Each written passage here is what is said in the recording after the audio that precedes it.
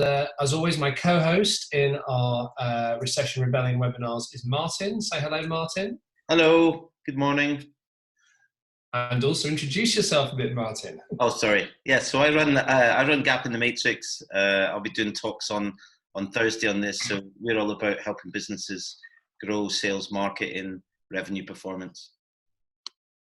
So somebody asked me yesterday whether or not, when they said they were sorry to have missed yesterday, and whether or not we would be doing any more webinars. And I said to them, look, we'll be doing these webinars not just for the next few days, but actually for the coming months. And every Tuesday, every Wednesday, every Thursday at 9 o'clock in the morning, the plan is to put on as much interesting, insightful, and useful information for everybody as we possibly can. These are short, sharp sessions. They're intended to cover different topics every day, start the day off right, give you new things to think about. Some will be more relevant to some of us than others, but the idea is just to continue to pile on the best quality stuff that we know how to, all with a view to helping people survive and thrive, particularly in what we might euphemistically call the current climate. So we're here to try and help. We welcome all feedback. We had some very, very good feedback to yesterday's webinar. So anything that you can do, any suggestions that you've got about things that you'd like us to cover as well, please let us know. All spreading of the word also appreciated. So anything on YouTube, these sessions go up on anything on LinkedIn, I should say. These sessions also go up live on YouTube within about hour of them being run. So anything that you can do to spread that word, also very, very much appreciated. Finally, questions as well. So with every one of our speakers, I do Tuesdays, Martin does Thursdays, and we have a guest speaker on Wednesday. We want your questions. So if you go to Zoom, you'll see a chat function in Zoom. If you fire your questions at Martin, who is the host, and only at Martin rather than everybody, then we'll pick those up later on in the webinar. So that's about it for now. It is our great pleasure to be joined today by a good friend of both Corporate Punk and Gap in the Matrix, and somebody that I've had the pleasure personally of working with over the last few years. So we're joined by Daryl Woodhouse. So Daryl is a multi-award winning, I mean the cabinet is groaning, advisor to businesses. He does a lot of interesting work around mental health and productivity in the workplace. And he's going to be talking to us this morning about what we can do about our own mental resilience and our own productivity at a time which for many of us is characterised by a very, very high degree of change. So Daryl, over to you. Thanks very much, Phil, and thank you for the kind introduction. So good morning, everyone. Pleased to be here. Really hope I can add some value for you today. We haven't got long, so I'll try and whistle through a few practical pieces of advice that you can implement for yourselves as individuals and also across your businesses. And we've obviously got the Q&A, so feel free to fire stuff there, as Phil said earlier. But also, I'm available. The diary has opened up a little bit more following this crisis. So if anyone has any questions, if they want to go a bit deeper with some of the topics and the tips that I'll share, then please just reach out and I'll do my best to help. So my topic today is all around mental health and building resilience and boosting productivity in the workplace through this massive period in time of change and uncertainty and anxiety. Now, even before the coronavirus kind of hit the scenes, let's say, mental health was one of the top 2 trending topics globally for things that companies and business leaders and entrepreneurs wanted to learn more about and wanted to do more about. So that's great for me, being an expert in that field. But actually, now with this coronavirus, mental health levels are kind of hitting the roof in many cases. So much more anxiety, pain for individuals, and significant pain for businesses and families where we're worried about or losing loved ones, for example. So if anything, mental health was already one of the top 2 things on the agenda. Now it's even more important. So just to give you a few statistics on that, just to help raise your awareness of why we need to do more about mental health, especially when we're all so busy right now, and many of us are firefighting. We're juggling homeschooling, we're juggling our businesses, we're trying to adjust to working from home and some of the technology issues that might occur from that, if, for instance, we're not already set up for company-wide remote working. And as I say, before Corona crisis, it was 1 in 4 people, working adults that is, that would experience a mental health problem every year. I'm predicting that's going to be much higher than that now, at least for the next few months, possibly longer than that.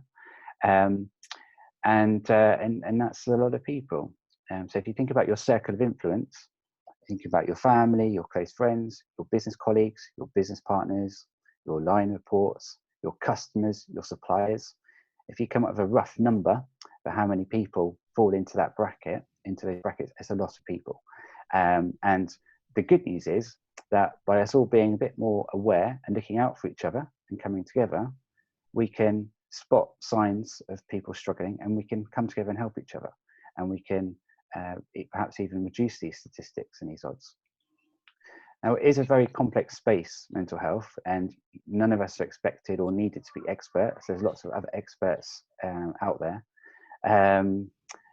But the first bit is about looking out for each other and making ourselves available and listening and taking some steps to create an environment that really can help people. Now, with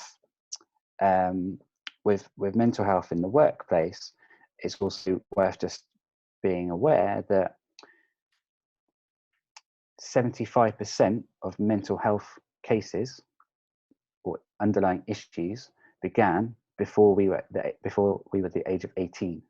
So a lot of people have some mental health illness and some issues from before the age of 18, but it often doesn't come out till later in life from a stressful personal trauma, or something like the coronavirus ruining someone's business overnight. Workplace stress, that's a big one, and that's something that all of us that are on the webinar today, as entrepreneurs, as business leaders, we can influence that and we can minimize the stress. So moving now into just a couple of the warning signs of mental illness, or signs that someone could be struggling. This isn't particularly easy because a lot of people, that the symptoms they have are hidden. So these are just some of the visible ones that are unhidden. A little bit trickier now that we're all working from home for a period. However, if we stay connected, if we stay on video conferencing and video calls, these are some of the things we can hopefully look out for. And some of it's stuff you can pick up in conversation with people, just checking in with people and asking them how they're going, what they've been up to. I'm just about to make my lunch. I'm having eggs and bacon today and a salad. What about you? And you, in many cases, you'll pick up that actually, they're just they're about to warm up a microwave burger or a hot dog, and they're like, okay. That might be a pattern that you start seeing there. That is a serious sign that someone is really struggling to cope with this anxiety and this stress, because 46% of people tend to eat too much, or start eating very unhealthily when they're going through stuff. And through this time, that stuff's going to be happening big time. Another one, smoking more, drinking more, and so on. If we can just move on to the next slide, please. So I mentioned earlier that mental health, a lot of the symptoms and the signs are hidden. If those signs are kept hidden to other people around that person for too long, there's a storm brewing. And if that storm is allowed to continue brewing for too long, there's some really bad irreversible damage. And this is coming from myself, who seriously burnt myself out in 2016. So I hit rock bottom physically, mentally, emotionally, impacted my business, my family, everything, right? And before it happened to me, I was having a really successful career. I was doing really well. Corporate leader early on in my career, working to board reporting level in a large FTSE corporate. Then to start my own business 8 years ago and build that up and build a team and successes and awards and case studies, providing services that were helping other companies to scale and improve and get more productive. So doing lots of good stuff, but it was a personal event, a trauma that occurred in 2016 that made it all too much. And that's what pushed me into the burnout. So it can happen to any of us. And coronavirus is an example. If you think about all the different ways it can affect an individual or a family or a company, we could see a rise in number of suicides coming up, right? Which is already the highest cause of death for age 10 to 34.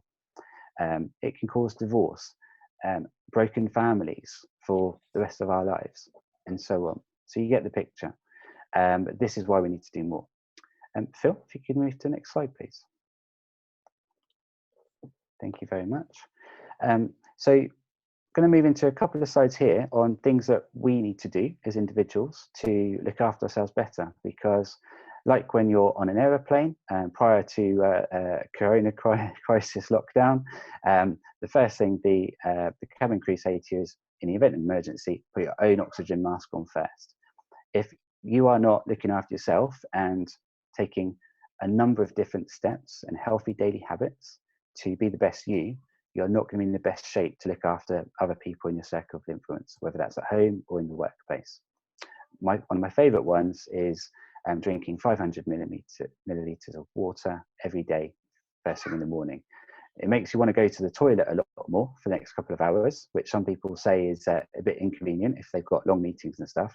However, there's a double compound effect there, because you're also getting up regularly and getting more oxygen to the brain and getting a little bit of exercise while you're walking to the bathroom. But it hydrates you, it fuels your brain, it kickstarts your metabolism, it helps flush out harmful toxins, and much more. So that's my top daily habit. Taking a what? This is a walk and talk. So at the moment under lockdown, we are allowed to go out and do exercise once a day. If you've got a lot of pressure on in business at the moment because you're firefighting, you're helping customers, you're helping suppliers, you're helping your staff to minimize this damage, get outside and do some of your calls whilst doing some exercise. Go for a long walk and plan some of your business calls during those walks. Running 15 minutes a day or walking for an hour reduces the risk of major depression significantly. In addition to that, stuff you can do at home, just regular short bursts of exercise like stretching, yoga, meditation, mindfulness, do a HIIT workout off YouTube. There's loads of great videos on there as well. Joe Wicks is someone I'd recommend. I enjoy his style personally. A lot of these things only take like 20 minutes, but there's proven to be significant benefits to our mental well-being, our creativity, and our physical well-being from doing small bursts of regular exercise. And that's even more important now where we're effectively home desk bound. Regular short breaks I touched on. Running up and down the stairs a couple of times is a great way to get the oxygen going. Making green tea and talking about plans for the weekend, getting social with people. Let me move on to the next slide, Phil, please. Thank you. And this one, a lot of information on this this slide. So we're not going to go on too much detail because of time today. I just wanted to give you a tool of some significant value. This is something I use for myself. I use it with many clients, successful business leaders who are struggling. It works for everyone. At the top here, you've got a couple of prompts. If you'd like to give this a go, and in fact, I'd recommend you give it a go and try it for the next 2 weeks. We're all going through a lot of change and uncertainty. For some of us, it's changing daily at the moment because of the knock-on effects on our businesses and our livelihoods. Homeschooling, to be one example. So to create some time, even just for half an hour, just to look at what would a perfect week look like for me as an individual, as a business leader, or as the head of a household. What would a perfect week look like for me next week? Now, there's no such thing as perfect, right? So we're not going to necessarily achieve this, but just by starting out with what it might look like and creating some careful routine, some clear boundaries, because there's also this thing where we're working from home now, we're more reliant on technology, and everyone's panicking and worrying and coping with lots of stress, and we're pivoting and all this kind of stuff. We tend to be more reliant on our phones and our laptops, and we spend more time on them. So it's even more important now to build in tech breaks. So you're going to go and do a walk or some exercise or whatever, break from your laptop. Don't then go and spend half an hour on your phone. That's not a break, and it's not giving your brain time to recharge. So just really think about the impact of technology.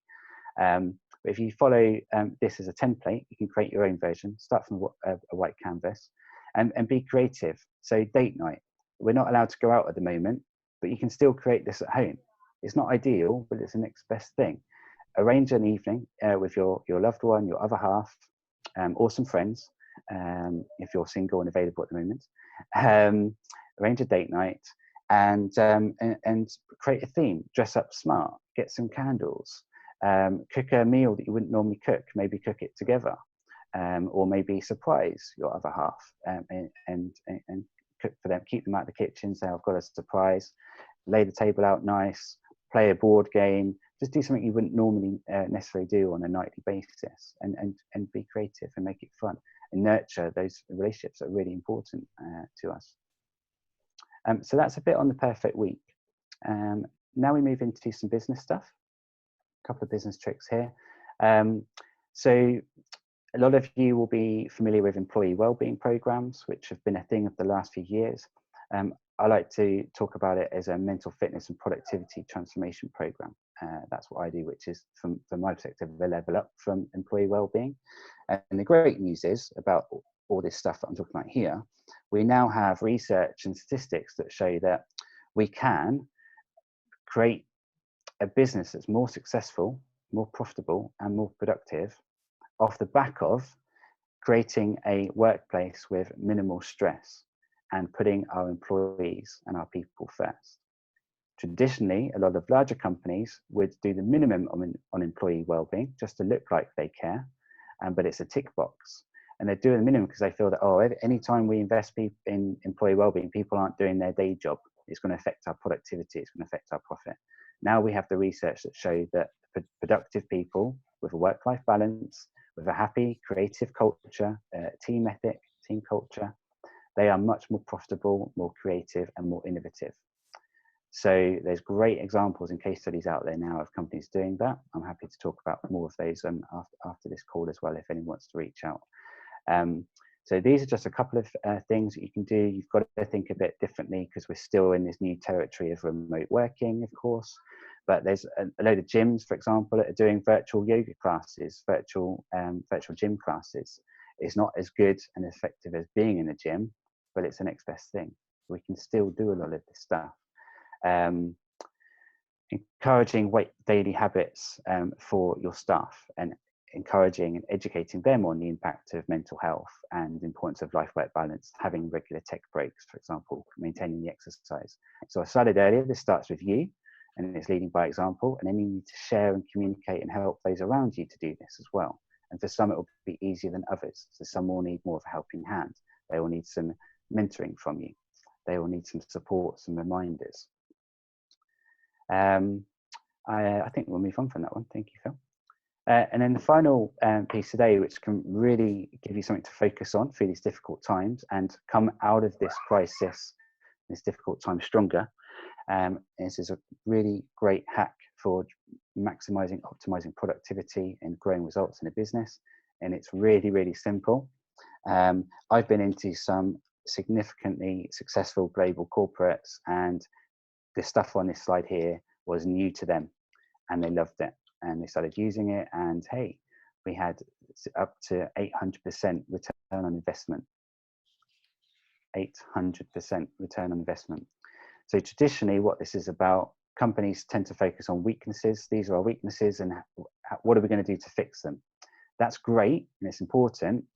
However, it's much easier to boost our profits or our productivity by 10% by focusing on our strengths than our weaknesses. I'm not saying we ignore the weaknesses, but we create structured quality time to do these three things with our strengths. Number one, create time and actions to use them more often. Number two, use them for more time. Invest more time and resource playing, using those strengths. And number three, create plans to get even better at those strengths. Much like your favorite sports athlete, your favorite sports team, they are always looking to get faster and faster, stronger and stronger, more tactical, stronger. They do work on their weaknesses, and I'm suggesting you continue to do that, but they put significant time into getting even better at their strengths. We have strengths for a reason. They come naturally to us. They tend to be things we enjoy doing or using. Let's take these 3 steps, and I promise you it can transform your business productivity. Which also feeds into the next point. This is about building the right environment for success. And then you start with individuals, and then you bring it all together across a team or a business unit or an entire company with a unity matrix. And that's about sharing the strengths and the weaknesses for individuals and different teams, and then working together to swap tasks based on the strengths and weaknesses. So if you're weak at something, it's probably because you're not naturally good at it and you don't enjoy it, but there'll be someone else in your team or your organization that loves doing that, and they're really good at it, and they do it twice as fast. So they can take that from you, and then maybe you or another colleague can take something that they're weak at. Really, really simple, but massively effective in boosting productivity. That's a few things from me. So hopefully that helps a bit. I'm happy to take more questions after today, but hopefully we've got a little bit of time for the questions that have come up so far.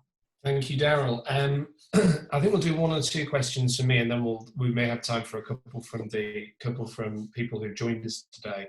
You made a point earlier on around the when we're looking at the grid, the weekly planner, about working with your own energy. And I thought it was a really interesting point, and one that I'd like to spend a bit more time understanding. So how do you encourage people to understand and to have insight into their own energy levels and kind of work with it, not against it, particularly when they're under stress? Yeah, thank you, Phil. I think a good example is we tend to, even successful people, by the way, we tend to be very reactive, and we let our lives and our jobs or our businesses control us and drive how we spend our time. And we do that because there's a lot of stuff, and business life is tough. There's so much to do. So that's a natural response, that we then let business or our lives control us, and we just react, and we just fill our time, and hey, before we know it, it's the end of the day. Where did that time go? So the real key there is just 5-10 minutes planning at the start of the day, and make sure you do the really high value, productive, strategic, business value creating tasks earlier in the day, and then do all the reactive, responding to your inbox, reacting to phone calls, voice messages, do that kind of stuff in the afternoon. And what will happen is generally your energy is at peak in the morning, because we're refreshed, we've had a good breakfast, we've had a good sleep. So we get those bigger chunk, complicated, more strategic things done, more effectively, so they are better plans and better actions, but more creatively, and we get them done quicker because we've got that energy. And then we feel great coming into the afternoon. So then there's the benefits of endorphins and all that kind of stuff, which then gives us a boost of energy, then doing the stuff that's more reactive and perhaps the stuff that stresses us out and we don't enjoy it so much. Thank you very much. And Martin, we'll come to you now, talking about energy. You're going to be talking tomorrow about the energy of fear, actually, and overcoming that in the context of unlocking new opportunities to grow. So, take us through some questions from the audience. Yeah, sure. So the first one that we had was, Daryl, on your weekly planning, this is somebody being super precise, right, about looking at your weekly planning. Yeah. What is move in at 6:30 p.m. on a Sunday night in the perfect week? What is moving, you say, sorry? This is move in at 6:30 p.m. on a Sunday evening. Oh, gosh. Yeah, thanks, Phil. Oh, gosh. Is it one before that? Yeah, sorry, tech problems, Daryl. Let's have a quick look. What a question. That's a great question, and it deserves a great answer. There we go. Noel Gallagher said that in the Supersonic documentary. That was a great response. It's a great question, needs a great answer. It's awesome. Move in. What on earth is that one? Wow. Why don't we get back to people on email? No, it's I Those. think I've gone and made a typo. I think that's a movie in, right? So my wife and I, we like watching movies, we like relaxing to a movie, we have a nice cuddle. And Sunday night, the night before another busy week at work begins, it's really nice to just have a nice chilled evening in, maybe a glass of wine, get the kids to bed a bit earlier. That's it. So it's a movie night in. So I need to correct the typo there. So Brilliant. Well done, Eagle Eye mystery question. It's a good response. Well spotted, Scott. That was cool. This one is a recommendation, actually. So we've had a lot of positive feedback already in from you. One is about Dan Ping's latest book, which is When. It's apparently fascinating about when we should do things rather than what or how. So that sounds like a good recommendation. We've also had a number of people that have responded privately saying that they would love to find out the sources of your stats, Daryl. So perhaps that's one that we could do in one of the follow-up emails, Phil. I've taken note of that anyway. So that was great. And then two other questions. So to what extent does Daryl think or see there is a need for organizations to activate preventative mental health and well-being programs versus merely having PMI in place for when an illness or a need occurs? I think this is essentially about prevention and positive support versus just having reactionary and defensive measures. What's your point of view on that, Daryl? Yeah, that's a really good question. So thank you for raising that. And that I've had that question a lot over the last few months. So I'll give you an example actually as part of the answer. So I've got two friends who I was talking to them, or they were asking me about how work was going and how my mental fitness keynotes were going and so on. And they were quite interested in the topic, and they said, "Oh yeah, we had these mental health first aiders that we had. Two of our colleagues were selected to be trained up and go on a 2-day course on how to be mental first aiders. And then the company emailed round the organisation to say we now had these two first aiders, and here were their contact details for anyone that needs any help." And it stopped there. And there lies the problem. Now, within for both of these two large companies, in the 9 months that followed that announcement, they both in both companies they had 0 inquiries, absolutely 0. So the point being, there's great example of a company kind of maybe being reactive. Oh, I heard we have to have some mental health first aiders, so let's go and get a couple of people trained up, and then that's us helping our staff with mental health and well-being. There's much more to it than that. That you've got to hit it from a number of different ways. One action is not enough, especially when you consider those alarming rates that I shared with you earlier. So there's some reactive tactics and things we have to do as a minimum. But if you really want to, would you improve staff retention, boost productivity, recognizing that happier staff are 12% more productive than unhappy staff? That's quite a big statistic in itself. If you can roll that or achieve that across the whole organization, there's so much more, and it's very valuable to do it properly, and that's about being proactive. Fantastic.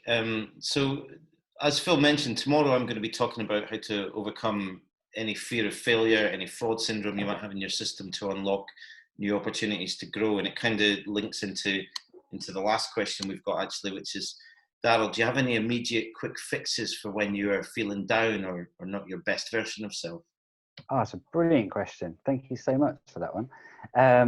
So look, I have this all the time, right? I'm not perfect at this myself. I have up and down days because of the burnout and the mental health issues that I went through a couple of years ago. They never fully go away.